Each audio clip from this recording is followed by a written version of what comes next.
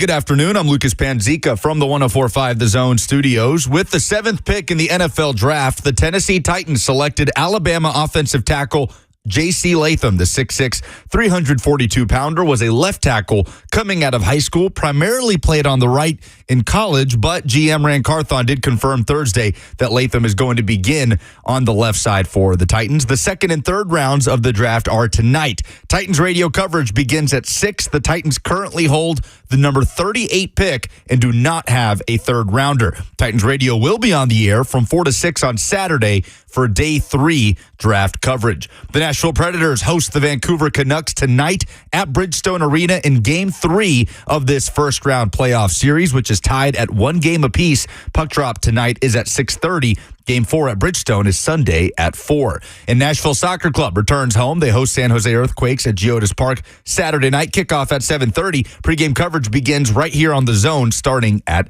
7. For all your foundation repairs and waterproofing needs, visit USSTN.com. Breaking news at once on your home for the Titans and Vols. This is 104.5 The Zone.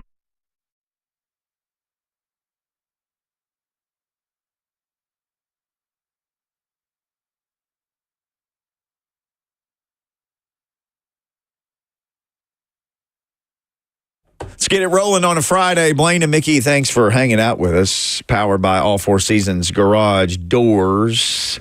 How y'all feeling today? How's everybody feeling? I'm super curious about that. Our man Bananas put out a poll last night on Blaine and Mickey's Twitter. Oh, did he? And it was real simple. How do you feel about the Titans picking JC Latham at number 7? Love it. Right pick, 38%. Hate it. Wrong move, 13%. It was the best option, 49%. It was the best option. At least that's what we have heard for the Titans. It was their best option. Diana Rossini putting out that it was Bill Callahan's favorite tackle prospect. So I wasn't particularly excited with the pick when it first happened. I think I was still more upset that Alton Neighbors were off the board, and I kind of expressed my frustration towards JC Latham, which isn't fair, but if the guy who knows more about offensive line teachings and coaching than I will ever know in my entire life likes him, I'm not going to argue with him. And that's kind of where I'm at today. That's funny. Everybody says that, but we question coaches all the time, and none of us have coached. Yeah, I'll wait until it either pans out or doesn't pan out to why does that complain. Everybody, it doesn't matter that he is an elite coach or elite player, or you can still critique them. That's what we're in the business for. So to say just because he's probably the best offensive line coach, you can't critique his decision. Wait till the season starts. Everybody's going to be critiquing. We're in the business of critiquing. So that doesn't mean he can't be wrong sometimes, and he can be right most of the time, but that doesn't mean he's going to get all of it right. Now, you want to trust him, but you don't know. I don't know.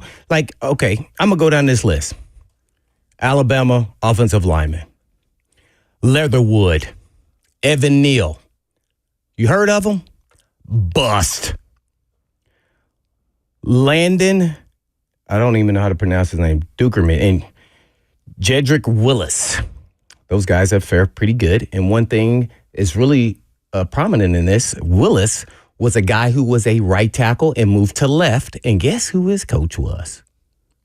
Mr. Bill Callahan. Bill Callahan. All righty. You got Cam. These are all Alabama guys over the last decade. Cam Robinson, last ones, and Jonah Williams, who have turned out to be, let's say, average or a little above average starters in the league. So I wanted to say that is because, you always think about the guys that bust, but we never think about the guys that success, myself included, because I just have this thing about Alabama offensive linemen, because I think when they get in the league, they continue to kind of, let's say, eat like they're in college. Okay. Mm-hmm. Yeah. And this big human being here that they just drafted, and I'm talking about, he is mean, he is nasty, he's throwing people. I went back and watched 4 games of this guy. Again. And first of all, he played left tackle in high school, but that was high school. Mm-hmm. But here's the kicker. There was not too many things that I didn't like. He's 6'6", 342, 35-inch reach, 4-inch wingspan. And when he locks his hands on you, I think 11-inch hands, nobody, I'm talking about nobody gets away from him at all at any point in time. Now, he's very susceptible to the inside move. You can see it. It's there. And he gets a little over-aggressive. And I like that. Right. But it can hurt him in the pass game. That's all I can really say bad about him, because you can see it. He leads with his head. Like, like I was going to tackle somebody. Right. Well, that guy go whoop. Yeah. And so that happened a few times. Other than that, I think he sets the tone. Now, I personally like that to be, and I'm old school. I like to have my John Runyon on the right, and I like to have my super athletic guy on the left, Brad Hopkins. That's what I was in. Sure. So that's but we saw it work pretty right, good. Yeah, right. And so to me, he's more of the Runyon. Yeah. He's nasty. Now, there's nobody I've seen play like him that I've watched. So I could say that. Now, I question a little bit of his athleticism, so I wanted to find out more. So, okay, in pass protection, now I think he can adjust and move to the left. I actually think he can. But is he athletic enough? So he didn't do any of the drills. Combine, pro day. So I can't tell you if he can. You want to believe he can at times, and then there's other times like, ooh, that's not going to work on the blind side. And everybody, they move tackles left side, right side. Well, guess what though? The front side guy, the quarterback, can actually see him. That's why it's called the blind side. Guess what? It won't be just a sack. It'll be a sack caused fumble, because the quarterback can't see him. That's why that guy has to be off the charts, Lawan-ish type athlete. I don't know if he has quite that, but I know he will set the tone, and he's like Bigfoot. This dude is mean. I mean, I haven't seen this. I don't know if I've seen guys in college like this mean. That's a tackle. Like you've seen guards and maulers. Sure. So big quad, big thick, behind. He is a massive dude. I wouldn't be messing with him. So I'm hoping that connection with Callahan showing that he can convert guys. And this guy, at Alabama, I talked to some people at Alabama, they do a lot of cross training. And the reason why they do that, remember I asked Coach Mack, did he ever play left out? He said, no. Right. He said, no, not in the game. Right. Right. So you can't see that. At Alabama, they do a lot of cross training. So that way he's going to play his best guy. So you better be ready to play left guard, right guard, left tackle, So they say he's done a lot of that. So I don't know if the transition will be as difficult as most people think. And not just because of that, because he was, to Banana's point, he was, I think, the number one tackle, which all high school guys are coming out, are left tackle. But there's a little red flag for me here. And this is the only red flag I have on him. You guys tell me what y'all think. Is he was a team guy when he got there. A guy named Neal was the starting left tackle, right? Upperclassman for 2 years, right? Oh, but when that guy graduated, what'd you think happened? They said, we're going to move him there. That did not happen. And so why did that not happen? And guess where the player that took the Neal spot played at left tackle at Alabama? Guess where he went to school? He was a TP'er. Vanderbilt. So that is the red flag. No, not that he went to Vanderbilt. It's that Saban, who we all respect, talking about coaches, went and got somebody to come in and play left instead tackle. of moving him over. Yeah. So his actions tell us what he thought he really was. So that is the only thing I can say. There was nothing else I could really say bad about this pick, except a history lesson of what happened to him in college, which I like that he moved around. He even played guard his freshman year. And it'd be good too, especially for a freshman. Yep. So that's it. So why did Saban feel like they had to bring another more athletic, thinner frame wherever he went to school and put him there instead of moving the highest rated player at his position? I think he was top 5 overall in his class, to not move him to left tackle when the veteran upperclassman graduated. It's the $1 million question right there. So that is all I got for you. Everything else, there's nothing I can. Guy is a great. He better be good. And by the way, I want him to lose about 25 pounds, because then that's going to show me your athleticism a little bit more. You need to be tiptoey, off your feet, shuffle. There's some technical things he needs to work on. I believe Callahan can get it done. But that's it. You got something? Yeah. Not having the confidence, I guess, from Saban to be able to do that in college doesn't really strike a lot of confidence in me to do it in the pros, like you say. And the one comment from last night that in Brandon Callahan's press conference was that if it doesn't work out, then they have guys who could play at left tackle.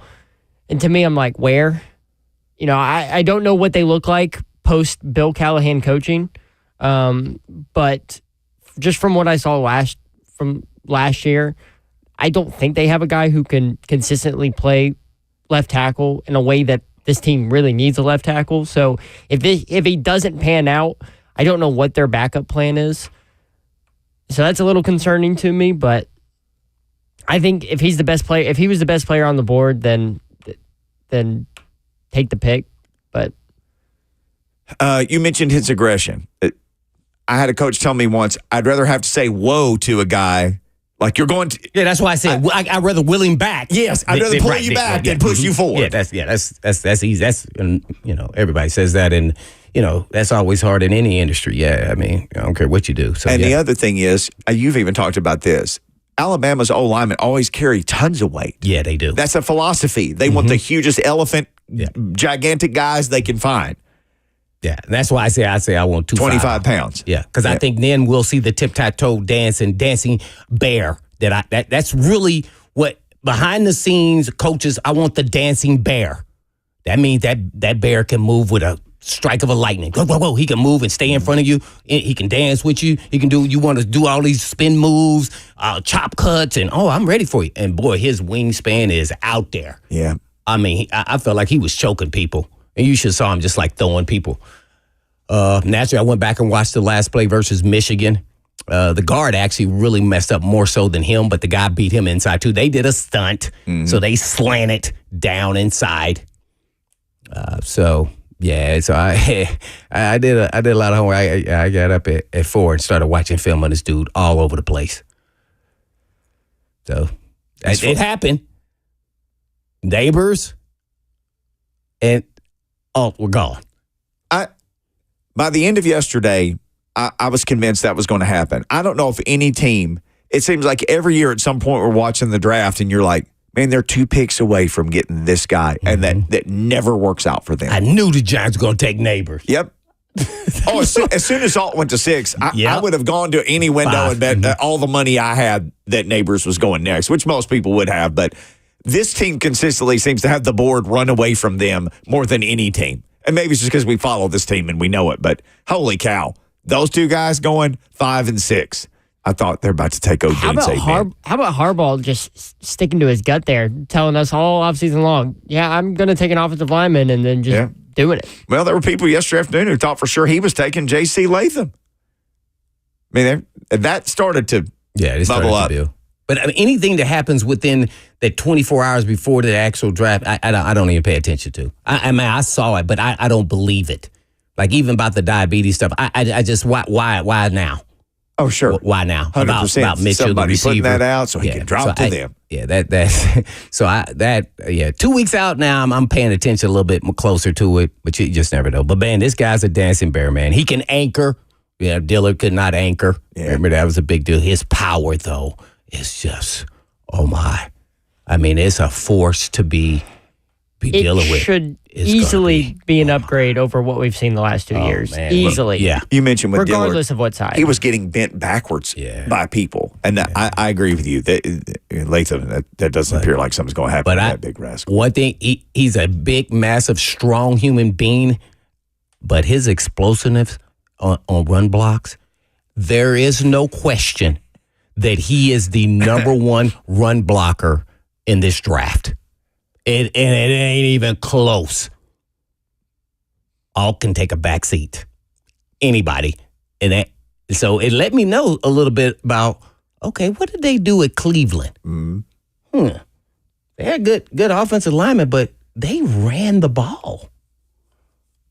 This dude will punch you in the throat if he has to. Now man. I can hear you talking about Runyon now, though. You're describing. This you're is him. describing your He's teammate. borderline. Yeah. Now, illegally hit me and take it. And there was one game I got tired of why he pancaked somebody like 5 times. I'm like, how many pancakes he's going to have in a game?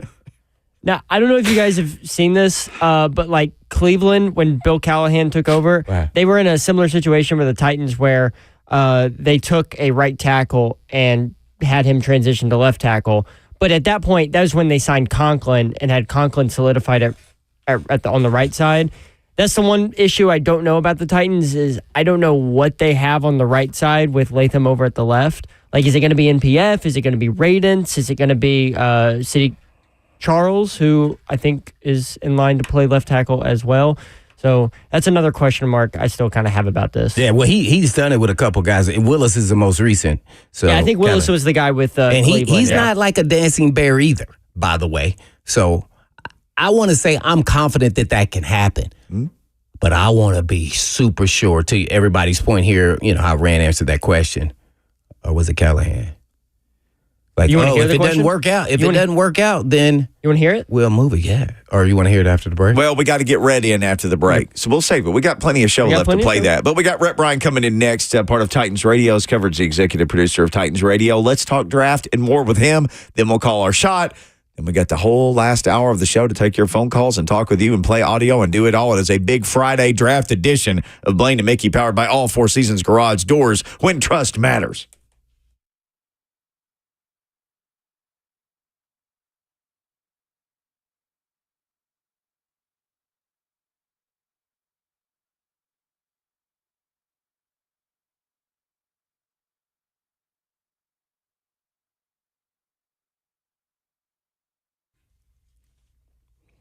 For many of you who have lived here a long time, you already know Eurofix has been in Middle Tennessee area for your European car repair needs now for 24 years.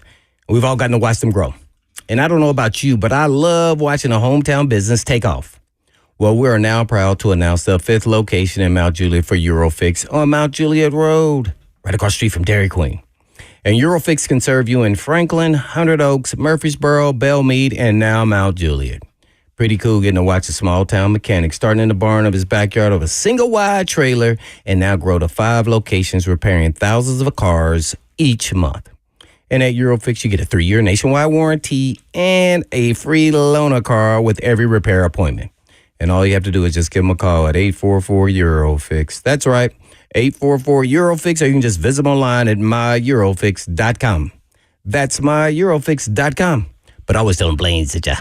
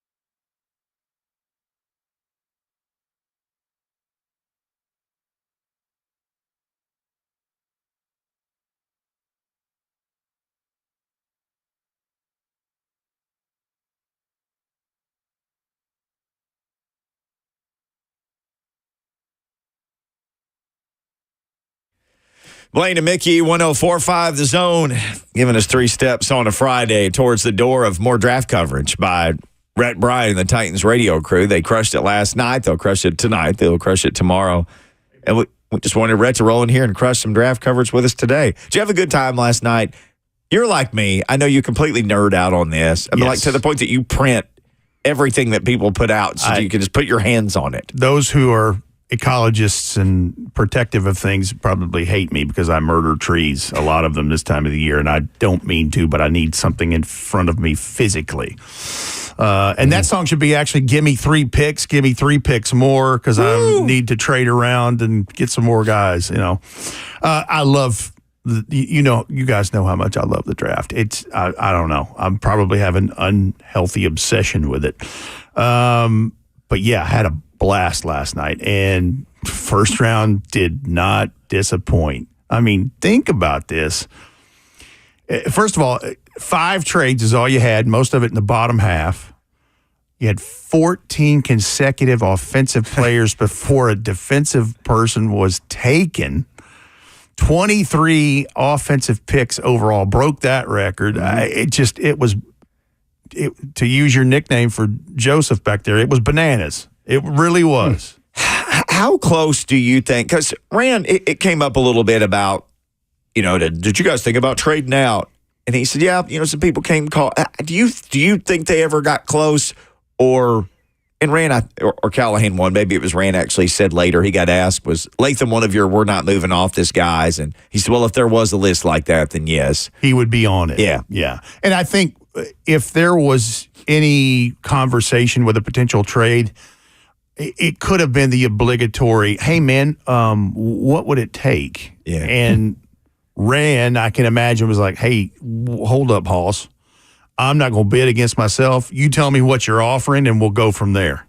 I was born, but not last night. I mean, come on, man. But I'm sure there's conversations and things. But, and of course, when Joe Alt is selected 5th overall by the Chargers, I immediately start pulling all my notes on JC Latham, because obviously it had been reported he'd taken a top 30 visit. And the thing that tipped the cap to me and when I saw Daniel Jeremiah's mock draft the night before and he had Latham at 5 I'm like, okay, I bet that's the backup plan. That seems like that makes sense, because when you look at his makeup, he may be the strongest offensive tackle in this group. Like he's kind of like Big Jeff in terms of like everything on his body is just like, he has a size 18 shoe. He has a size 11 hand. He carries nearly 6'6", 300 and whatever pounds. Like all of that stuff is good. And I love the fact that, like Joe Alt, he just turned 21. He'll be one of the 2 or 3 rookies that'll be 21 his entire rookie season. And then you think about, you hear Nick Saban's comments last night. Of course, he's going to be biased. He coached him. He recruited him. But they're talking about the immaturity level of a guy that's just 21. And clearly it sounds like he fits what they're wanting to do, the Titans wanting to do culture-wise. And I like the pick. I mean, that was the place where they needed some help, and looks like they got it. Sure did. Rhett Bryan, executive producer of Titans Radio coverage. Again tonight on the draft, and also again tomorrow. We're talking about it all right now on Blaine and Mickey. Yeah, what would you say is the comp for JC Latham for a current player that's in the National Football League as comparison? Blaine, I hadn't really thought about that with him. I was thinking Trent Williams. Only reason because he's kind of dirty, Yeah. And you don't feel like, oh, he's that, dancing bear. He doesn't look like he's light on his feet like that, but he's always just in front of people. Yeah. He's technically sound, but he's borderline hitting you after the play, after the whistle. The old echo of the whistle, yeah. The echo of the whistle. That's probably pretty good. I hadn't thought about that, but if he's anywhere near as good as that, that's a home run, baby. Worked out pretty good. Absolutely. I just, and I like how immediately they look, we're going to put him at left tackle. And, even Brian Callahan joked and said, all these guys will tell you, yep, I can play left tackle. But this guy looks the part. And again, the thing that stood out to me when he had his availability with the media last night is that when he had his 30 visit, he met just for 2 hours alone with Bill Callahan, his position coach in this, and that Coach Callahan said he was telling me things about technique that I'd never even thought or heard of or thought about. Well, yeah, I mean, no player coming into the league is perfect. So what do you see in when you did your evaluation of my man, JC Latham? Well, I mean, what a powerful human being. And that's the thing. Powerful is where it's at because he is very strong in his upper body. He's very strong in his lower body, has the good anchor. And just, you don't see him losing ground and getting washed out of plays and getting knocked off of his anchor. Of course, if you're that big and you have a nearly 85-inch wingspan, you should be able to do all those things. But yeah, he I don't know if he's necessarily the dancing bear, as we like to call it, but he's dang solid. I mean, again, I think he may be the strongest of the offensive tackles in this class. Yeah, no doubt about it. We're on with Rhett Bryan from Titans Radio. I guess, where do the Titans go from here? And I'm not going to talk about, like, what player, but, like, what position group do you think that they may target at this point in time? In my honest opinion, and this is just my opinion, I have nothing to base this on, I think it's one of two things. I think maybe they go get themselves a slot receiver or a do-it-all kind of receiver that's still sitting there like Ricky Pearsall. I didn't necessarily see him going in the bottom of the first round. I thought that would be Ladd McConkey. So if Ladd McConkey's there at 38, I wouldn't hate that. But honestly, I think they go defense just because there's so much good defensive talent left after. D-line, linebacker, D-edge, where we at? Cornerback? There's a whole bunch of cornerbacks. Mickey said he's going to lose his lid if they take a corner. Well, prepare to lose your lid because you know who I'm thinking is Cooper DeJean. Or did you say that, Bananas? I think it was Bananas who said that. But I'll take the heat for it. I wanted Johnny Newton, the Illinois defensive tackle. And let me tell you something. That's an excellent choice by you because Johnny Jerzan Newton. He's a dog. He absolutely is. His body size and makeup and kind of his style of play, it's an unfair comparison, but he's going to get some likenesses to an Aaron Donald. He's not Aaron Donald. Yeah. But I've liked him from day one. And I wouldn't hate that. But Cooper DeJean is who I was talking about. And Bananas, listen, he's one of the more position versatile players in this draft. He played all over the back third of that defense for Kirk Ferentz at Iowa. And you talk about an athlete now. That dude, good grief. I think he averaged like 26 points a game as a basketball player in high school, and he's track, baseball, all that stuff. And, whatever the equivalent to the star position is at Iowa, like he played everywhere. And he broke his leg in the fall, but here we are 6 months later, and he got back. He wasn't ready at the combine, but did a great job at his pro day. I like his explosion. I like his athleticism.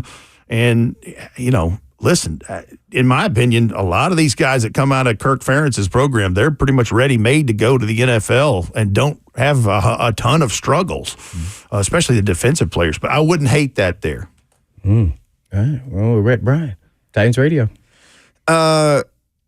Anybody else that really stands out to you today? I bring up this name, Braden Fisk.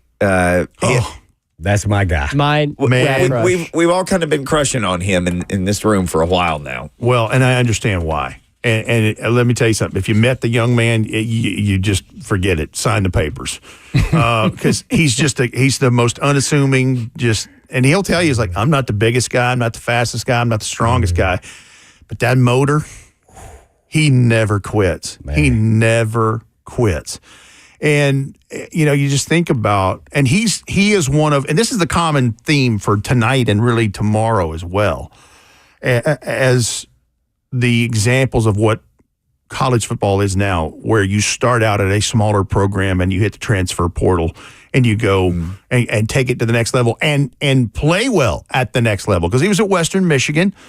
And then he comes to FSU, and, man, he and Jared Verse were just tearing people up. I mean, Florida State had a great year until they got to the bowl game. And you look at that ACC championship game he was in against Louisville, he was a wrecking machine. It was bad, man. He sold 9.5 tackles, 4.5 for loss, 3.5 quarterback sacks. That was the thing where the next day we all came in and were like, oh, my gosh. But you see him running downfield. Yeah. Doing like Jeffrey Simmons type stuff. And that's the thing. His motor. He was telling us at Senior Bowl, he's like, I'm not the most athletic. I'm like, well, that's funny because I saw. And then he goes to the combine and he runs a dang 4.9 240 at his size or whatever it was. And, good vert and all those things. But for Braden Fisk, that would be a fantastic. And let me tell you, there's his former teammate at Western Michigan is another guy. Marshawn Nealon. Boy, do I like that guy. And he is a long prospect. I think he's got about an 83-inch wing himself. And he stayed at Western Michigan. But if you wanted to do that, and you're right, Blaine, there's a bunch of corners. There'll be a run on corners tonight. And as we get deeper in it, they're not necessarily – the shutdowns or whatever, like those guys, there's a couple that are still there. Kool-Aid McKinstry will go pretty early tonight, but there's a lot of nickel cornerbacks in this. Good ones. Yeah. Like Mike Sanders still from Michigan. I like that guy. I like his style of play. And converted wide receiver, too, from IMG. That's correct. Mm-hmm. Absolutely. And, and then obviously the position groups that aren't necessarily as deep, but also didn't have like a top tier candidate in, there'll be a run on those, like off-ball inside linebackers. Yeah. You can get your pick of the litter tonight where the Titans are, whether it's Junior Colson, who just played down the road here at Ravenwood, or, it's, Edgerrin Cooper from Texas A&M. I mean, there's some nice talent there. Peyton Wilson, NC State. Any of the safeties are there, whether it's Blaine's cousin, Bishop, he's there. That's right. Yeah, Cole Bishop. Absolutely. Cole Bishop from Utah. And Tyler Newbin from Minnesota, and Jaden, the kid from Washington State. He's really good too. But you'll start to see a run on a lot of this stuff tonight. And this is also where the run on the running backs will, when you get into the 12, 13, 14, about midway of second round, that's where you'll start to see these guys start to move. We're moving through Friday's show, talking the draft and more with Rhett Bryan of Titans Radio. Anything shock you outside of Titans about the draft? For me, it was the Penix deal, but at 8, man. Come on, man. I kind of understand it a little bit, but boy, I saw Arthur Blank didn't know what was going on. And Bananas showed me that before we went on the air. I was like, because obviously I'm in the middle of it, but when I saw that, I was like, yeah, he is doing some explaining. Terry Fontenot is to the owner, and Arthur Blank expression is what I would have called that from what we saw in the war. I'm like, what in the world? That one puzzled me. And it shocked all of us because, I mean, less than 2 months ago, you got your guy, free agent Kirk Cousins, and gave him a $100 million guaranteed contract.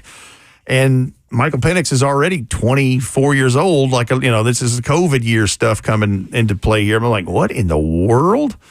That's where it went off of its axis, was that moment there. Yeah. For sure. I think the other one, when I'm looking towards the bottom of this, like, it did not surprise me that it was so offensive heavy because this tackle class, the quarterback class, the wide receivers involved. I was surprised that Ricky Pearsall went and snuck into the bottom of the first round. That one surprised me a little bit. And also Xavier Legette just a little bit, with Carolina getting back in at 32. Most everything else pretty on par. I hated Darius Robinson got taken because, golly, I sure would have liked to have had him at 38 tonight. Well, we were reading the names of the people who were there yesterday, and Blaine's like, wait a second, that guy's there? Then he obviously knows something. Yeah. Because we've been talking about him at 38. He's like, if you're invited and suited up and iced up, commissioner might call your name. Dang. And by the way, how about JC Latham, like, re-injuring the surgically repaired back of the commissioner? He straight up just bear hugged. I'm like, he didn't get the memo that he had surgery 3 weeks ago. Yeah. But yeah, there's a ton of good talent left. I think, you will start to see quite a few more trades into tonight because of the effects of college football. And I mentioned the transfer portal, but really NIL, because so many guys went back to school when they got some NIL money. And I think I've been talking to people for what seems like 6 months talking about, I don't know about day 3 of the draft because a lot of guys went back to school. Mm-hmm. So there's going to be a lot of clamoring to figure out how to get something, in the earlier rounds of this thing before you get to day 3. So I would anticipate more trades starting tonight. And then I think, tomorrow it's a wild, wild west. So, yeah. I had that one more other one that kind of annoyed me. Maybe I'm just not educated enough to understand why they did this move. And that was Buffalo Bills trading with Kansas City and let them take Worthy there at the end. I know they gained some picks, but at the same time, that's the team you're trying to take down, and you let them, with Mahomes, get Worthy. Yeah. I just didn't understand it when you already had a accumulation of picks already. And so it wasn't involving a quarterback. Right. And, I just didn't understand I'm really waiting for somebody to kind of explain that. I will say this. The guy ran a 4.21. He's ridiculous. But I worry about the durability because he's 165 pounds. Oh, yeah, you're always going to worry about that. Dale, the guy went last year from U of H. Tank Dale, yes. I worry about it. Nobody's brought it up with Jaden Daniels. His body build, NFL dude hit him? Ooh, I don't know. I do not know. And let me underline it with this, Blaine, because we saw him play. I mean, he started 56 games. Yeah, he invited a little more contact than he should, trying to extend plays. Kind of like what Will Levis was doing last year. Mm-hmm. Like, he's slight enough. I worry about that because I'm like, dude, whoa. Know when the journey's over. Yeah, Look, get down. I think it was Alabama they played when he got hit. I remember watching that. He got rocked by several people last year, and I'm like, dude, you're 210. Calm down, man. Yeah, they got to tell him, hey, ease up there, fella. You're gonna have to get some protein shakes down and teach him how to slide. Yep. Oh man, but yeah. So back on at 6 tonight till 9 this evening, and our crew that we had last night will be joined by On3 VolQuest's Brent Hubbs. Oh.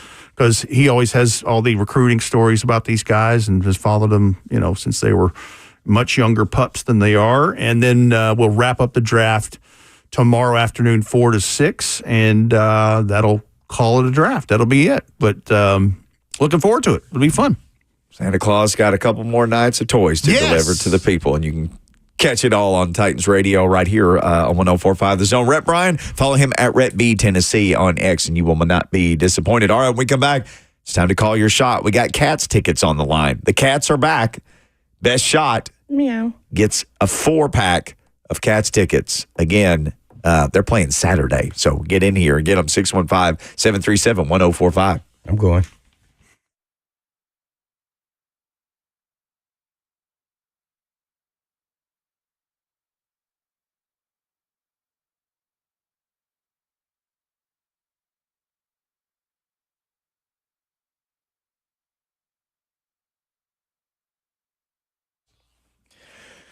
All right, folks, you know what time it is. It is NBA playoffs time, and FanDuel is giving all customers 2 chances to bring home a big win with a no-sweat same-game parlay. That's every weekend of the NBA playoffs. Here's what you got to do. You just place a same-game parlay on any playoff matchup, and you'll get bonus bets back if you don't win.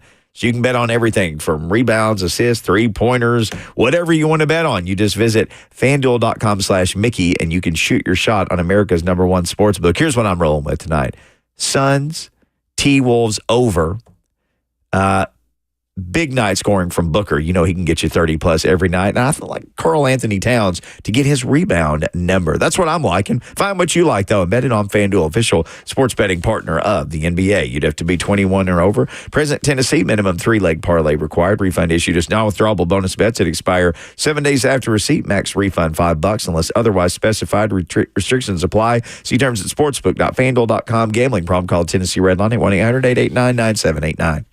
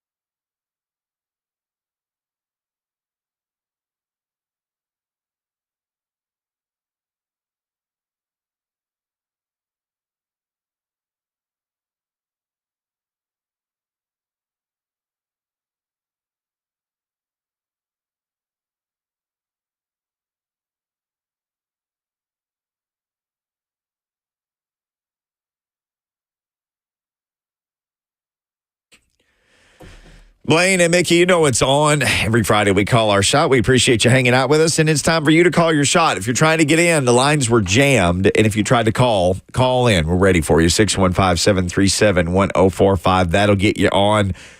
Man, how about this? The draft brought to you by Chattanooga Whiskey, named the 2023 Craft Producer of the Year by Whiskey Magazine. It is the perfect lineup for any season. Chattanooga Whiskey 91, Cask 111, and 99 Rye available at your local retailer. The perfect weekend deserves the perfect pour. Chattanooga Whiskey, again, available at your favorite local retail store. Maybe you will enjoy some responsibly this weekend. Time to call your shot. Again, here's what we got on the line. Best shot gets this. Each Friday, we're going to call our shot, make predictions for upcoming games or stats or bets or whatever you want to make your prediction of. You got a chance to call your shot for 2 days. Prize a family 4-pack of tickets to see the Nashville Cats home opener at Municipal Auditorium this Saturday. Cats Fever is back. Nashville. Call now 615-737-1045. Shots for you gentlemen. I'll go first real quick. My shot is that the Titans are going to trade back from 38, but they're still going to take a defensive player. And they're going to get that third-round pick. I just don't see a world where Rand can sit there with 2 rounds today and only have 1 pick. Need a willing partner, though, Bananas. You can't trade back with nobody. You got to have a willing partner. But I'd take a trade back for a pick. But man, there's some big name. Like, there's a bunch of dudes like, well, it'd be nice to have that guy. Oh gosh, it'd be nice to have that guy. It's a bunch of those guys. Yeah, I've been contemplating here. I kind of lean towards what Banana says here, but I'm going to go stick and stay, man, because you got some high-profile guys still there. I'm really interested in 3 different positions. That is Fisk from Florida State, the D tackle. I really like him a lot. I don't know if that's really too high for him, but probably the Titans probably won't pick any of the guys I'm talking about. Georgia's lad McConkey. I said I've loved him. I like the Pearsall. He's already been taken. Maybe surprised some people, but he's a polished. These guys understand how to set up the DB and run routes, and that's really the key. And with speed, yeah. So McConkey's a little thin for NFL, but I think he'll be fine. And then at linebacker, I'm going with Texas A&M's Cooper. So maybe too high to take a linebacker, but so I just went through all the positions I think they have need. Maybe they'll be in that position, but with those positions, but take different players. So it's really hard to do. Also, I wanted to congratulate our hometown guys here. My son played with them at Brentwood Blaze, and that was Graham Barton and his family. Yeah, really great people. We're in Ravenwood naturally, but I've been knowing those guys for a long time, and congratulations. He snuck in there at the end with the Bucks. So pretty cool. He played all positions too, kind of Bruce Matthews-esque. Center, guard, and tackle. Started since he was a freshman. So congratulations, hometown, first round. Barton. He's another one of those guys. You know me, I've been reading and listening all the time. No one said nothing about him other than the greatest stuff you could say. Third round guy. I didn't know. I had people texting me, last week saying, "Nah, man, they're saying he's going to squeak into the first round." I said, "Ooh, let me go do some research." So then I came to, he'll be a second rounder probably. Boom, versatility. Now we can put him anywhere. Yep. Bang. That shows he's a heck of an athlete too, man. Yeah, I'm looking forward to seeing him play at this level because got to see him play in high school and, got to see him play on TV a couple times. So now we'll see him at the pro level. Very, very cool story. Tells you a lot, too, about the talent around Middle Tennessee. I mean, we were talking about A.D. Mitchell and him and just all these dudes who went to high school around here. Junior Colson. Ravenwood's just a producer. They just producing all kind of pro players. Man. All right. I'm going to go crazy. I'm going to go out on a limb. My shot is... One shot? One shot. They stick and stay. I think...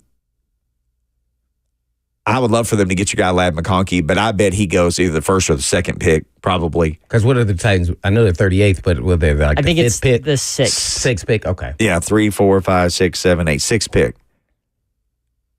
I'm just going to call it and say Junior Colson. Oh. I'm just going to call it. I know they need a defensive lineman. I know they need an edge rusher. But if they don't trade back, they may say it's the best available guy. We can put him in there. This is Maybe he's their highest rated player. This is who is ahead of the Titans tonight. Okay. So the Bills at 33, then the Patriots, Cardinals, Washington, Chargers, and then the Titans. Yeah, that doesn't tell me anything. I follow the first round and what those needs are, but then for the second round, I have no idea what any of those teams needs. You? Well, I know the Bills need a wide receiver. Oh, well, yeah, they So that- they MC should get the The Key team dog. Chargers done. Yeah. and the Chargers need a wide Wide receiver. receiver, that's So two. that's two. Those are the obvious ones. I would say the Patriots would probably go I have no idea. defensive line. So maybe they go Johnny Newton. Maybe Cardinals. I have no idea what's beyond the Cardinals have so many picks, they can take everybody. I mean, who's they left. filled their two biggest. They really needs do, dude. It's yesterday. insane. Yeah.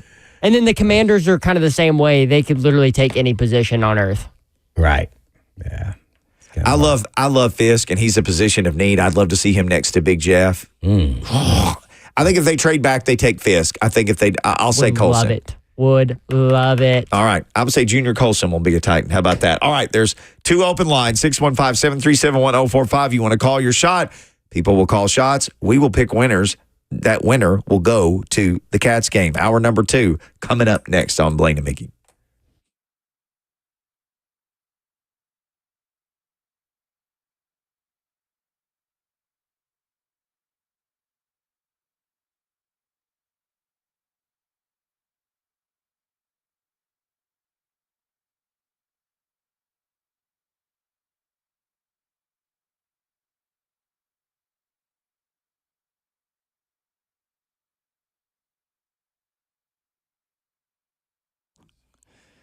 Love talking about the draft on the show. You know that. Here's what teams do with the draft, right? They've got needs. They fill the needs. Maybe it's time for you to draft your hair back with We Grow Hair with PAI. Maybe it's time for you to take that first round pick and get on the phone, 615-376-6010, and make that appointment with We Grow Hair, right? You used to know them as PAI, now WeGrowHair.com. Why not name the website that? That's what they do for people. They are your first round draft pick. They will help you get your hair back. And here's the thing. It's not some crazy voodoo. It's not some weird medicine or anything like that. They can explain it all. It's your own hair growing on your own head. And literally, they start with something as simple as just sitting under a light, and it helps your hair get thicker and grow. That's the first line of defense. Maybe you just started losing your hair. Go ahead, do something now. Maybe you lost it all a long time ago. Have you seen the billboards? There's other fellas who've been through that. They got all their hair back with PAI. They look amazing, and you can too. But you can't look amazing if you don't call them. Again, WeGrowHair.com, or make your free consultation today, 615-376-6010. We Grow Hair.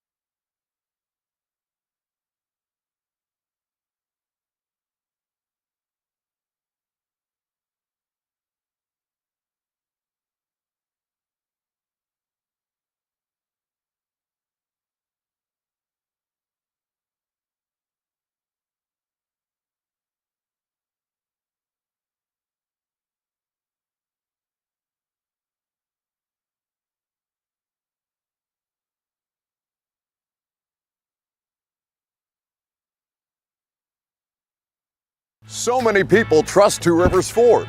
Football players, working moms, business owners. Why? Because Two Rivers Ford has been doing business with integrity for decades. Two Rivers Ford, the South's most trusted Ford dealer.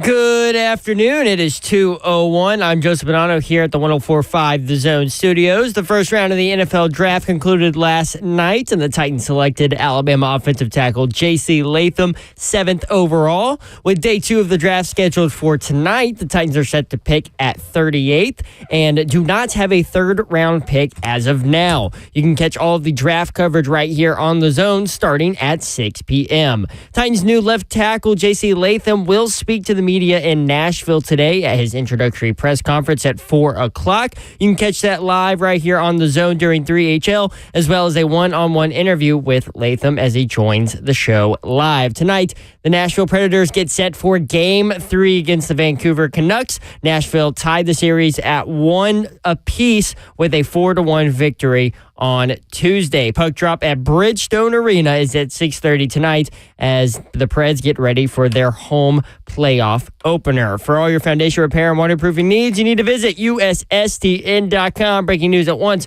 on your home for the Titans and Vols. This is 104.5 The Zone.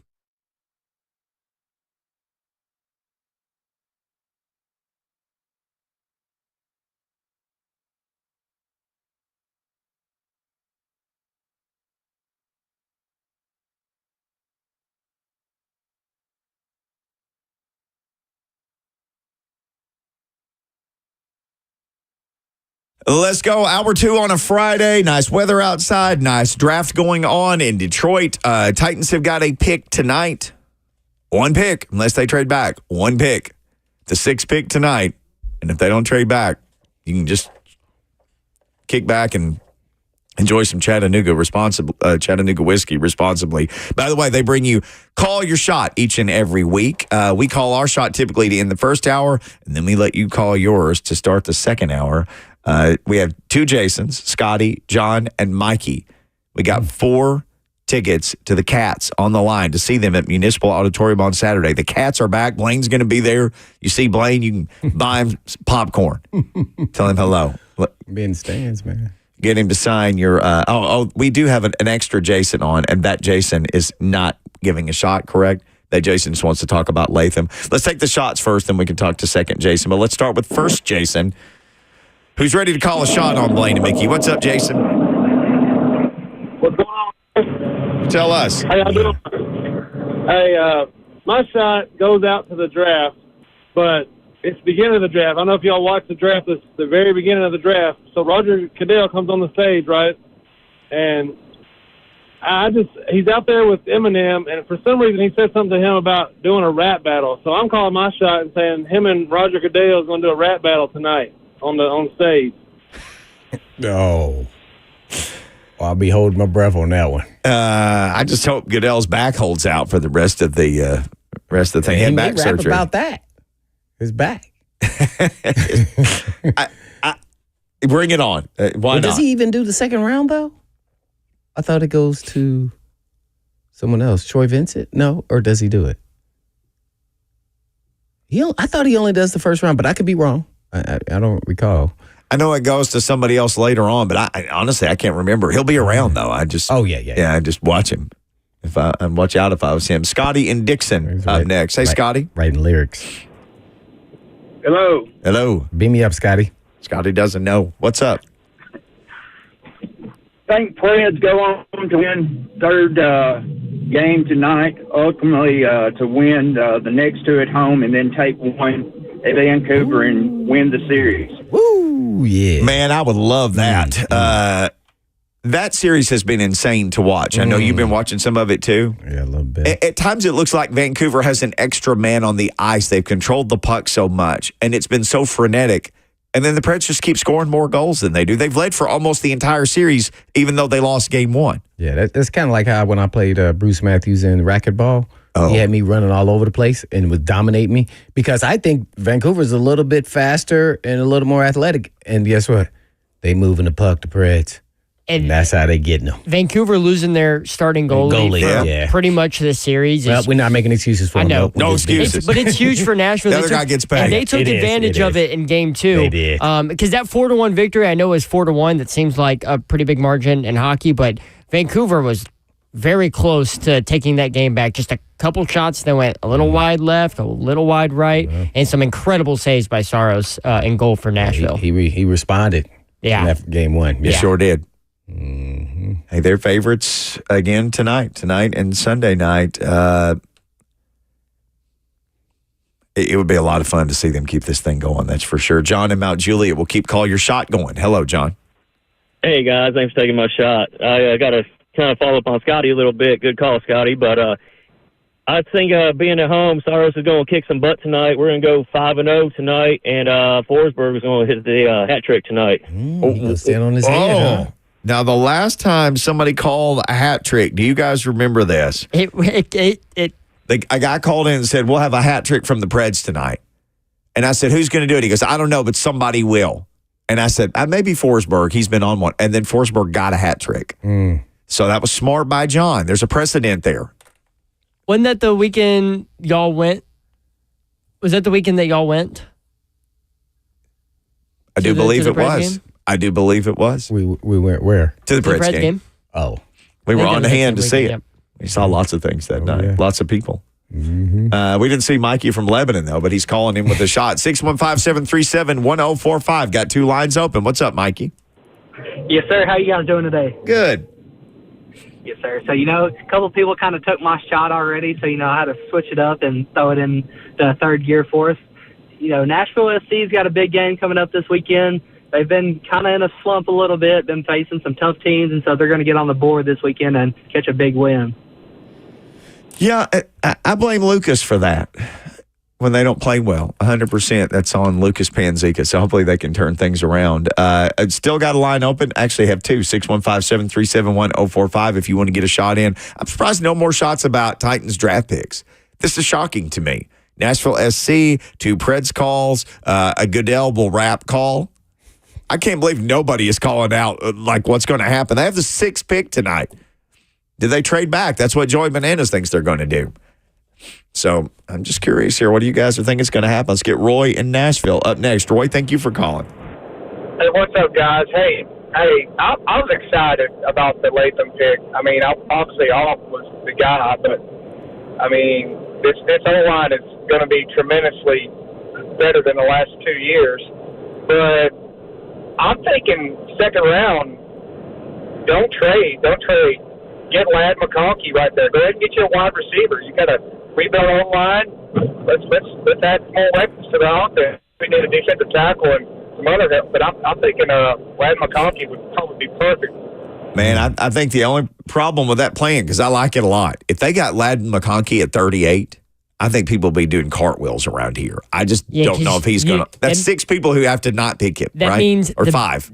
That means the Bills balked on him, went with someone else, which I think they're going to go A.D. Mitchell. I think that's who they wanted all along and were able to trade back and still going to grab him. Now, if the Chargers miss on him, then I'd be surprised. If they get through the Bills and the Chargers, assuming nobody trades up.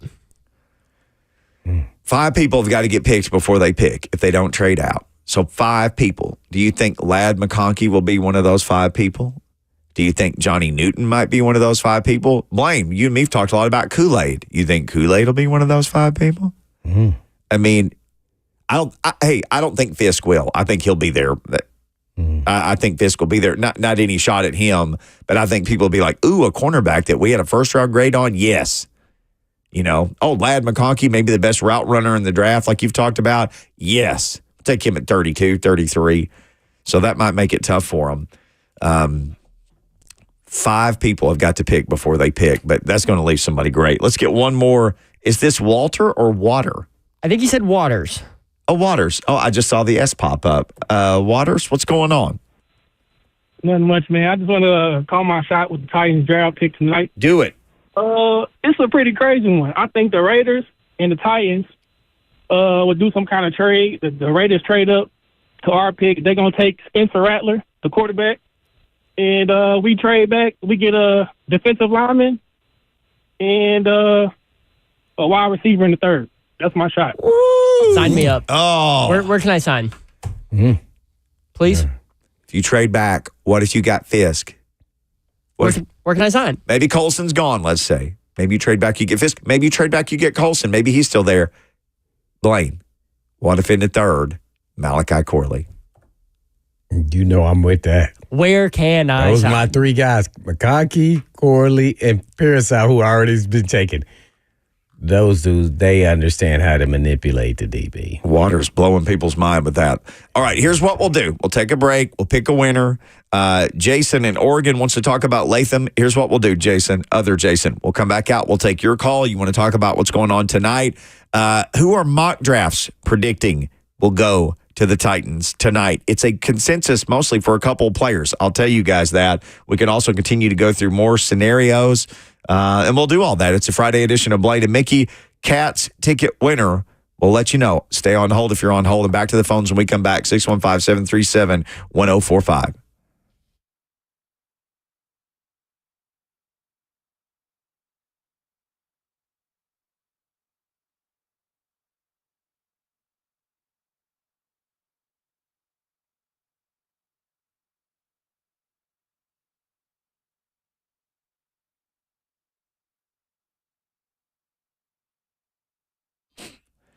All right, the road to the NBA Finals, it starts now. And new customers on FanDuel can get their own playoff run with $150. I'm loving these playoffs. Here's what I'm loving. I love that you can place any $5 bet. You'll get $150 in bonus bets, win or lose, to use during the NBA playoffs. Maybe you take the T-Wolves versus Suns over tonight. Maybe you think the Suns are going to win. I think the Suns are going to win. Maybe you think Booker is going to go off in this game because you know that he always can. You need 30 points plus. That's a guy who can always get it for you. That's what I like, but find something you like or some things and go to FanDuel.com/Mickey and you can get started. FanDuel.com/MICKEY. FanDuel official sports betting partner of the NBA. You'd have to be 21 and older, present Tennessee. First online real money wager. Only $10 first deposit required. Bonus issued is non-withdrawable bonus bets. It expires 7 days after receipt. See terms at sportsbook.fanduel.com. If you got a gambling problem, call the Tennessee Red Line at 1-800-889-9789.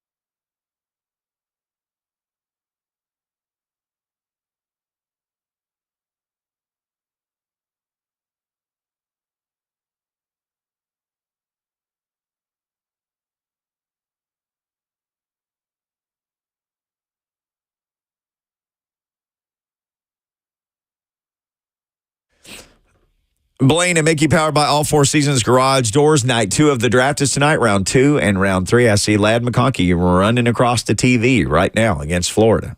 And he just ran in for a touchdown. Who's he going to be scoring touchdowns for the NFL? I think he will be a very coveted prospect off the top of tonight. Waters. Is that Nissan Stadium again tonight? I don't know. Is there another party tonight? No party tonight. No party tonight. So Titans one night Radio party.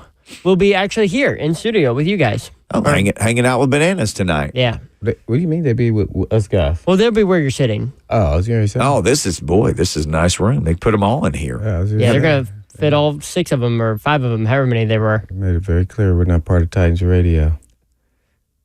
We'll be monitoring the draft at home in our own monitoring services. Let's get Jason, who called all the way from Oregon, to talk about the Titans' first-round pick, JC Latham. Jason, thanks for your patience. How you doing? Hey, good, man. I'd love to go to that Cats game, but a little far. But we got the Oregon Black Bears about 10 minutes from the house, also in the Arena League. Yeah, so, man. Go check that out. Yes, sir. Love the Cats game. I mean, I don't think they had a choice, really, when you get the Titans, when you get the 7, when you saw how you didn't have those 4 quarterbacks go before that. We're a little concerned. There's a little bit of an echo of taking Chance Warmack. And remember how excited Mike Munchak was to get this big mauler from Alabama in his system and teach him everything he needed to know. And that went just okay. And I know that's that's a kind way of putting it. Yes. I don't know if it went okay. What's that? I don't know if it went okay. It went. How about that? It did indeed go. Yeah. And so, and that gives you a little bit of caution, but that's nothing but, I guess, a little bit of superstition and history. But, I mean, man, if that guy can live up to his potential, we're going to have an amazing starter for the next 10 years. And Lord knows we need it. So trying to decide which road game I'm going to go to check it out for myself this year. I don't know how close they're going to be to Oregon. The schedule is supposed to drop in May, sometime in May. But they're nowhere near, but I'll get on a plane. Oh, there you go. All right. Well, Jason, we appreciate the call. You can fly to Nashville sometime. Come see us. So they will be in California against L.A. at some point, and they will also be in Detroit. That's not that close, but it's closer than Nashville and Buffalo and Jacksonville. Do you want them to play on Thanksgiving against Detroit? Only if they win. That's a good answer. They did a few years ago and they beat them. That was the Dave Ball turkey dance game. Yeah, but this is a very different Detroit team. Hey man, I'm telling you this. I don't want any part of Detroit right now. Their crowd last night, and I loved their first round pick. What they got Terrion Arnold, and he was there in his suit, and they brought him out, and the crowd was insane. They got those new uniforms that kind of look like their old uniforms, and I don't want any part of what they got cooking over there. Here's the thing, too, about Detroit. Everybody laughed at their draft last year because they took a running back, an inside linebacker, a tight end. They were just ballers. They took dudes who balled out for them. Mm-hmm. I mean, you don't need that position. We got to use him, and he can play. I love it, though. I love it. Because he seems like he's a slug, but he's not, man. This dude, he's like, hey, man, I know ballers. And these dudes ball. And all these guys they used and they played. So here you go. Gibbs. They took Jahmyr Gibbs at 12. Mm-hmm. Jahmyr Gibbs had 182 carries for 945 yards and 10 touchdowns, and he caught 52 passes. A bolt of lightning. So it's like, hey, ding-dongs, we're not just going to hand him the ball. He caught it 52 times. But Bananas, you can even look. Where would 52 catches have landed you on the Titans last year as far as, I mean, you would have been behind D-Hop, but I don't know if you would have been behind anybody else. Then they take Jack Campbell, inside linebacker, off-the-ball linebacker, played in all 17 games. That's an Iowa guy on defense. Uh-huh. So how many catches was it? 52. Yeah, that would have tied you for Tyjae Spears for third. Okay, and this is a rookie who people said y'all are crazy. So 2 ones, Jahmyr Gibbs, Jack Campbell, running back, off the ball linebacker. People lost their bananas at them. Both of those dudes balled out. Sam Laporta, they had 2 second-round picks. They take a tight end with their first one, Sam Laporta. Do you know how many catches he had? Oh, I don't know. 84. 86. That was close. Wow. So he was the one for anybody who was like, well, I don't know, Bowers. Like the Lions, they threw to Sam Laporta. He had 86 catches, 889 yards, and 10 touchdowns. Did he get injured too at the end or no? He played all 17 games. He may have been nicked up in the playoffs. Yeah, I don't know. I might be getting it wrong. Running back, off the ball linebacker, tight end. Then they take, and you remember him, Brian Branch out of Alabama.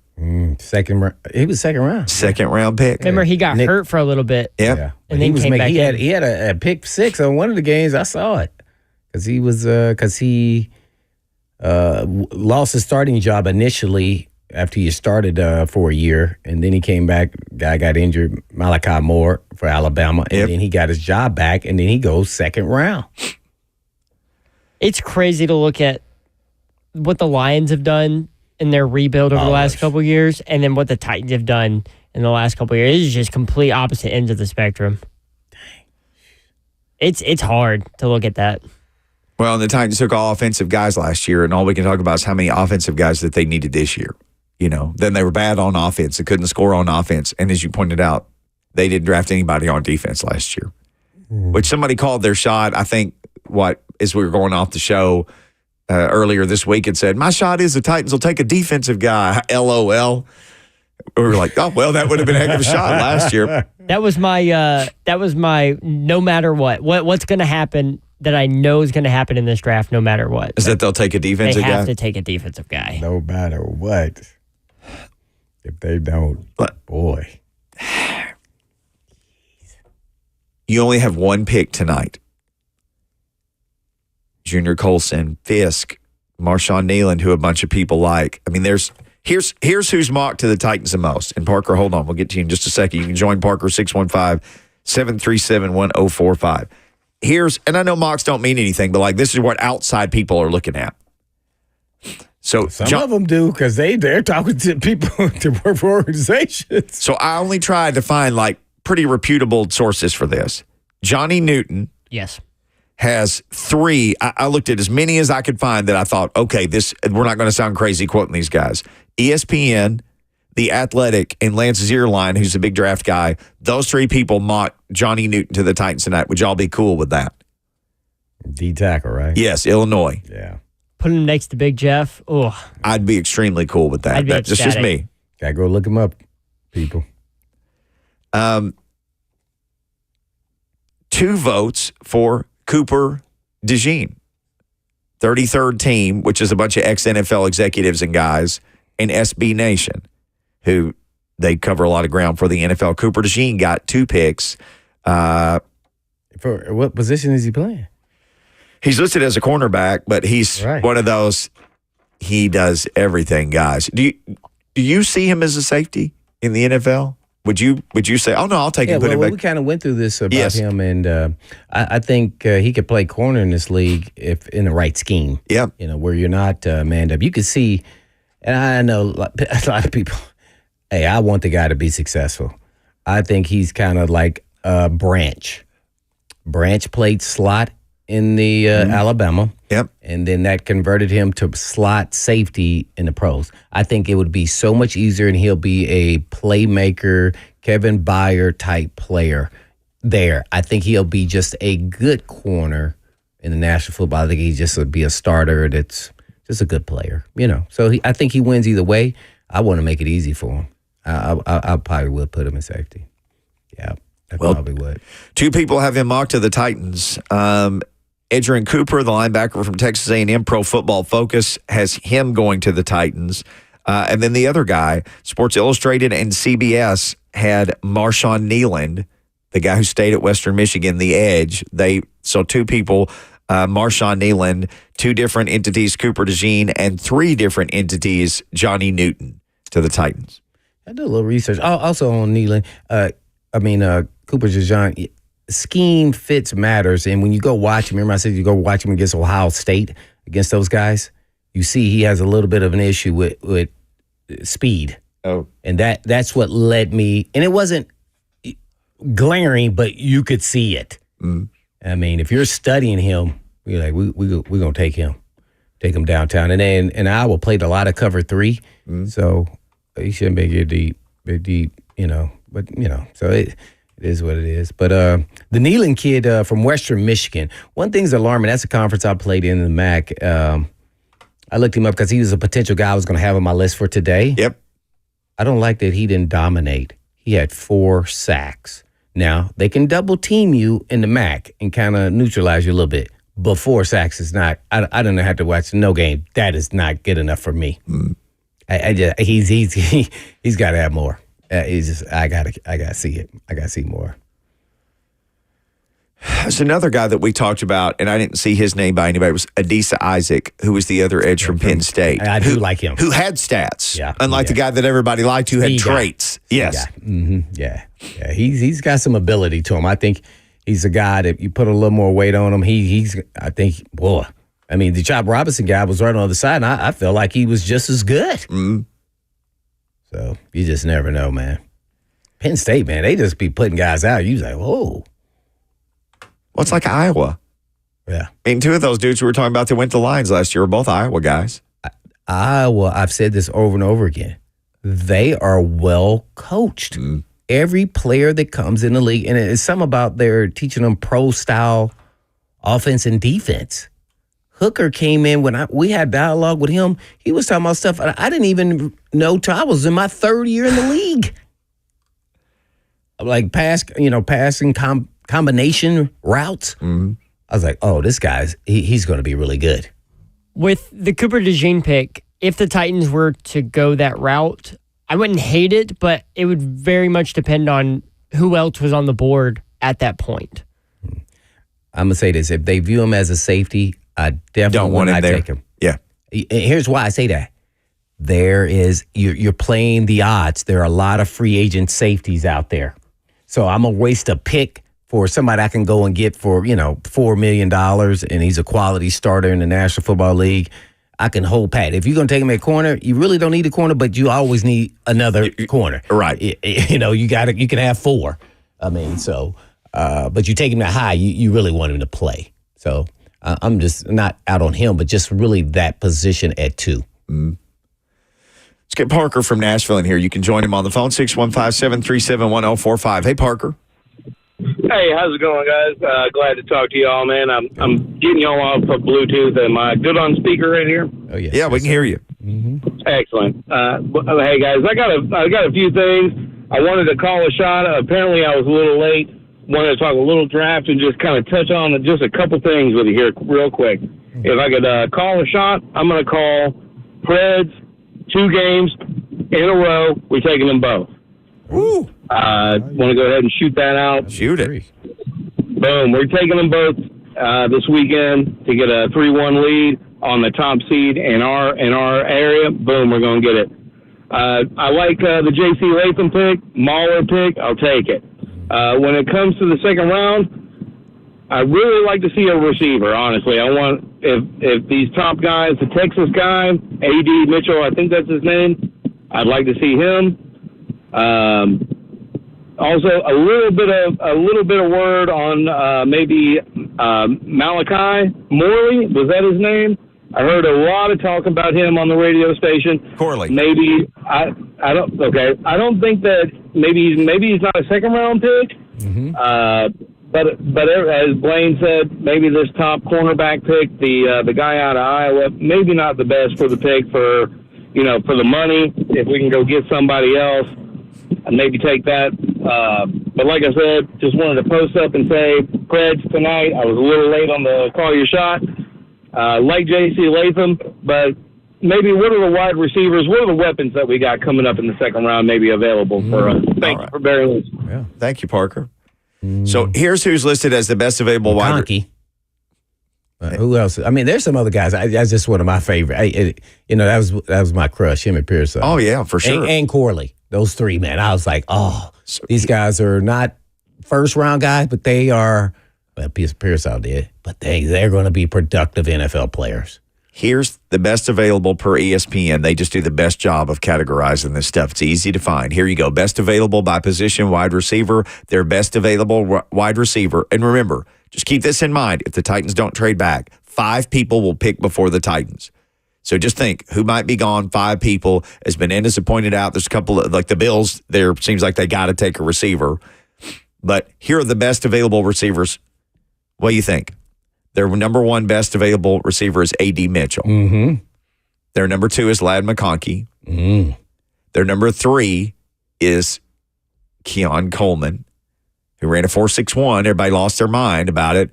Then he did some ball drills. They did the gauntlet drill, and he did it faster than anybody where they were throwing him footballs. He wasn't warmed up. He got warmed up. So Keon Coleman, who there seems to be huge swings of opinion on him.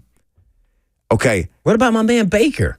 Did Alabama transfer to UCF? Javon Baker? Yeah, Javon Baker. Okay, I'm getting to Baker. So the next 2 guys are the 2 Jalens from Washington, Jalen Polk and Jalen McMillan. Go look at what those 2 guys did. I really like Polk's tape. Yeah, Polk is, I like him, but man, what about Troy Franklin? Troy Franklin is after the 2 Jalens from Oregon. Then Brendan Rice is after Troy Franklin. Then Roman Wilson is after Brendan Rice. Then Javon Baker is after Roman Wilson. That's 9 deep. Devontae Walker is 10. Malachi Corley is 11. That's why Where's Roman Wilson? Roman Wilson is the 8th on this list. So Mitchell, McConkey, Coleman, Jalen Polk, Jalen McMillan, Troy Franklin, Brendan Rice, Roman Wilson, Javon Baker, Devontae Walker, then Malachi Corley. That's 11 deep. Starting tonight. To me, what the best case scenario in terms of getting the best overall haul is to somehow get a 3rd round pick. Mm-hmm. Trade back. Yeah. Trade back. Take your defensive player there in the second, because I think Rhett was right when he was saying earlier is that the run on defensive players, just because of what we saw yesterday in the first round, the run on defensive players is going to go. And you're in a prime position there to stay maybe in the top 13, 15 picks there in the second round to get one of those top defensive players left. Go ahead and get your defensive player, whether it's a defensive tackle, a linebacker, whatever they view as the highest value on their board. And then in that 3rd round pick, then you can think, okay, what's another wide receiver we can go? Or, hey, we didn't address linebacker in the second. What linebackers are still available that we really like if they're highest on our board? And that's the best case scenario. If they're still available. Yeah. Yep. I would desperately like to see them trade back tonight. I would desperately like to see them trade back if they can, just because you could get one of these. I mean, we're 11 deep on guys, and people are like, oh, I like that guy. Oh, I like that guy. Oh, I like that guy. We're 11 deep on receivers. I don't dislike any of those guys. Right. Because you still have a 4th, a 5th, a 6th, and 2 7ths. And I know that's not where you're going to get your starter guys, but that's where you're going to fill out kind of the depth piece of the depth of your roster. Yeah, I want a 3rd. I want a 3rd. But that 3rd round pick is going to be so important if they can get it. Yeah. I'm hoping that 4th round pick is a starter. If you get 4 dudes out of this and they all start, man, that'd be phenomenal. They've had some drafts where they drafted 4 dudes and none of them even here anymore. So if they got 4 guys who started, Blaine, it'd be the greatest. We would be doing. I think dancing in the street. You can get that a 4th guy. I'm thinking is got to be a linebacker, and you're going to get a sharp, overachiever guy who gets the most out of his ability, and he's always in the right spot. You can get that guy in the 4th round. Mm-hmm. So I think we're kind of on these next. Let's just say like get a 3rd in the next 3 picks. Yes. Wide receiver, linebacker, defensive tackle. Is that kind of where we're all at? Yeah, not in that order, but not necessarily in that order. But I don't know where we're at with edge. Yeah, they still need that too. Well, let's look. Is there any edge that's even available that's really good? So the kid from Alabama that played opposite of Turner, Braswell. Yeah, Chris Braswell's available. Braswell, if they trade, Nealon. Adisa Isaac is available. If they trade back, yeah, Penn State. If they trade back in the second round, Braswell is a guy I could see them taking depending how far back they go. I don't know if Isaac's going to be there by 38. I don't know, man. Same with Newton. I don't know how those two are going to get. I think Isaac will be there at 38. Yeah, let's get Steve from. Well, I don't know where Steve's calling from. He's calling about a linebacker, though. Steve, join the discussion here with us. Thanks for calling. Hey, thanks for having me. Y'all got to listen to Rand. He literally said it spot on the last 3 or 4 days when he's been talked to. He's like, hey, guys, we're building it for the future. So, I love all that. Blaine's like, I love these receivers. Man, I love some of the receivers left, too. Okay? I'm kind of like you guys with the gene, right?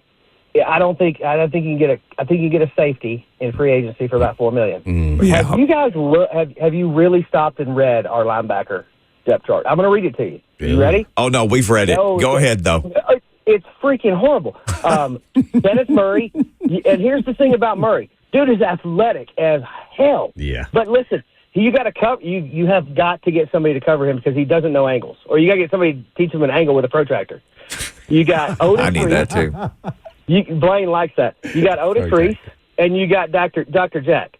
So on this pick at 38, why are you not just make it easy? Rand said we're drafting for the future. You've got to have another inside linebacker. There you go. Yeah, I say no reason why you don't take Colson or yes, from Michigan. You put the green dot on him too, as a matter of fact, and you put him right beside Kenneth Murray. You let the athlete go be the athlete, and you let the guy that knows how to play it stay home. There you go. He could sleep in his own bed down in the Ravenwood area. All right. That would be really cool. That would be really cool. All right. We got final shots, final thoughts coming up next. Blair, Jimmer on the line. Hold. We'll get to them. 615-737-1045 will get you on. You got a prediction you want to make? What's going to happen tonight with the Titans at 38? Do they pick? Do they trade out? What do they need? Love those thoughts just now. Would love to hear yours on Blaine and Mickey, powered by All Four Seasons Garage Doors.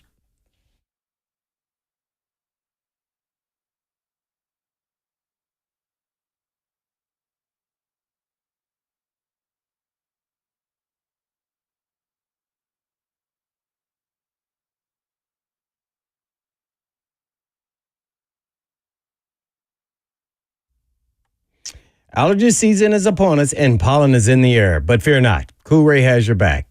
Our $49 tune-up will have your HVAC system running smoothly, keeping allergens at bay. Plus, enjoy 10% off indoor air quality products for an extra boost. So are you ready to say goodbye to your old HVAC system? Well, with Cool Ray, it's out with the old and in with the new. And we'll even give you $1,000 for your old system when you upgrade with us. That's right, we'll pay you to breathe easier. But let's not overlook the little things that keep your home humming. Our $93 drain cleaning service ensures your pipes stay clear and stress levels low. And if you can't clear your drain, well, that's on us. Consider it our way of keeping things flowing smoothly. So with Tennessee's unpredictable weather, it's crucial to be prepared. That's where our whole home generators come in. And with $1,500 off, you can keep your home powered up, rain or shine. So don't let Mother Nature catch you off guard. Let Cool Ray be your beacon of reliability. So Tennessee, are you ready to embrace spring with confidence? Give Cool Ray a call today and let's make this season a breeze. We're your partner in comfort, no matter the season. So here's to spring filled with sunshine, smiles, and stress-free living. Cool Ray, keeping Tennessee cool, plumbing right, and lights bright. Visit CoolRay.com to take control of your home's comfort. That's CoolRay.com.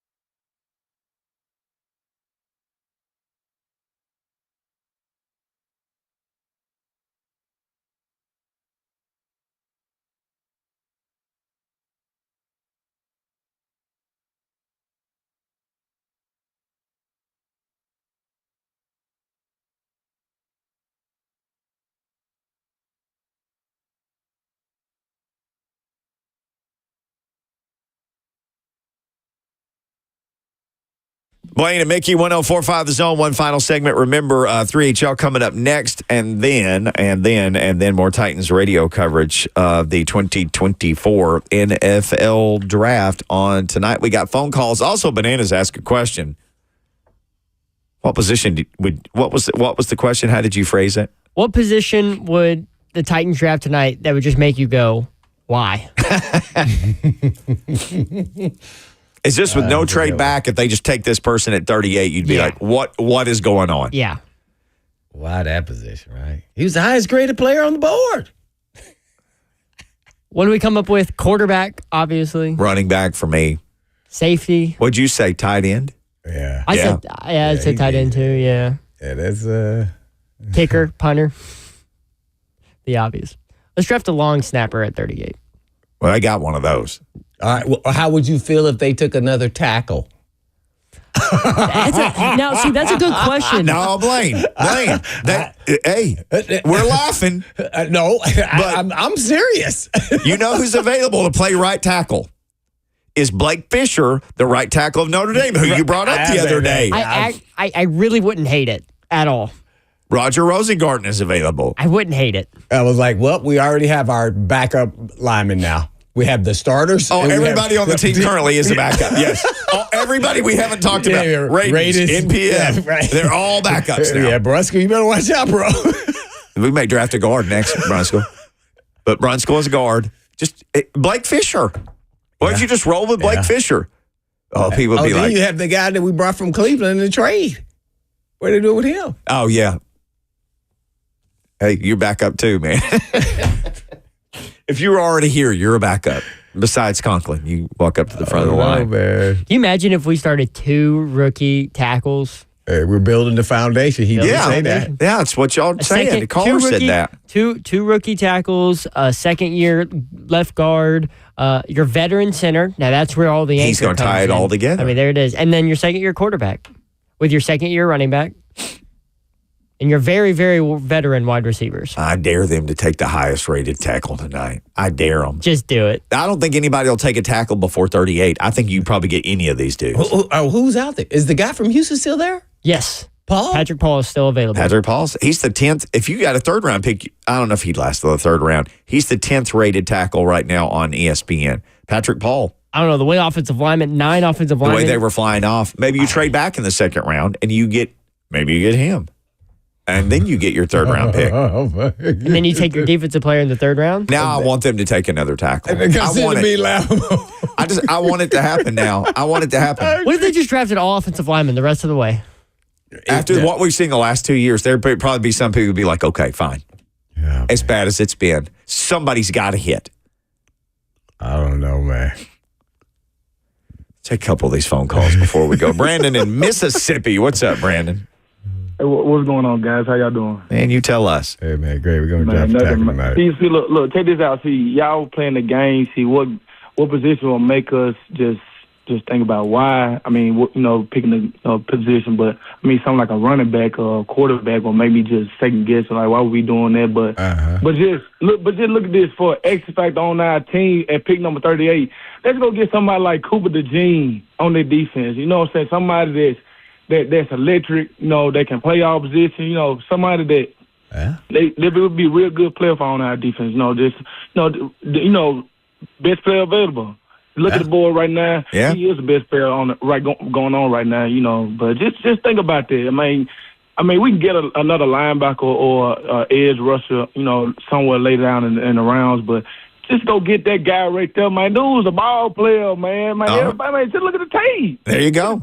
Like the Lions philosophy, ESPN's number 1 player available is Cooper DeJean. Number 2 is Johnny Newton. Number 3 is Kool-Aid McKinstry. Number 4 is A.D. Mitchell. Number 5 is Ladd McConkey.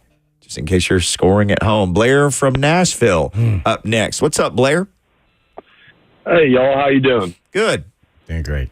Hey, good to hear. Blaine, this question's more for you, and it's going off of I'm calling my shot. I think it's Cooper DeJean. But I know Rand in a few interviews recently has been talking about how he's been in places where the safety wears the green dot. Now, with the NFL turning into a lot more DBs on the field, is he that much more valuable thinking this guy could be our green dot guy moving forward, if even we're reaching a little bit or we don't necessarily need a safety that bad, but he's just that good of a player and he can run the whole defense. Thanks, guys. Thank you, Blair. Well, what I think he was referencing is a person that's currently on the team. If you're talking about a safety, I think that would be Hooker. So he would be the green dot, not a rookie safety. So that's what he's referencing. Not, I think when he was talking about linebackers, maybe potentially that could happen. But the safety, naturally, we use signals, so they use signals too. So I know, just in case, but we use signals. They may not do it as much because they got the green dot. But yeah, I think he's referencing, somebody currently on the team. Let's get Jim and Gallatin real quick. Jim, we got about 20 seconds. Or safety, anyway. Yeah, guys, not for tonight. Let me throw this out there. What about using that last 7th rounder to take a place kicker out of Alabama, Will Reichert, all-time leading scorer? Let's just settle this place kicking situation. Just settle it for good. Come on, he's a kicker? Yeah, Will Reichert, the kid from Alabama who scored all the points. Yeah. If they draft a kicker, I would love to see them grab the dude from Missouri, Harrison Mevis, who kicked that 68-yarder in the win against Kansas State last year.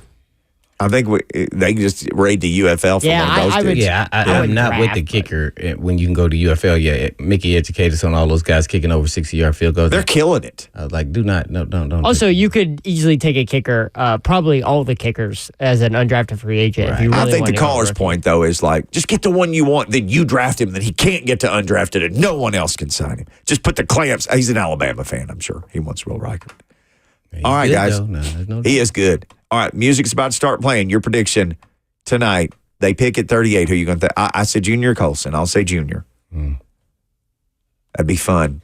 You kind of got me on this offensive lineman thing, guys. I can't that would be amazing if they took it over. I know. I can't get it out of my head now, but I'm going to say they trade back. They're going to take the best defensive tackle available. I think it's going to be Braden Fisk. Oh, I'd be okay with that. And then that. I think they're going to go in the 3rd round, and then they're going to address either their linebacker or wide receiver, whatever is highest value on their board. I have no idea. That's the right answer. I like Lad McConkey. I know they're not going to take him, but that's who I'm going with. Boy, if he falls to 38, I would sprint to the podium and pick that dude. All right, we got to sprint out of here. It's time for 3HL next, and then Titans radio coverage of the NFL Draft. Have a good weekend, everybody. But in the meantime, in between time, peace.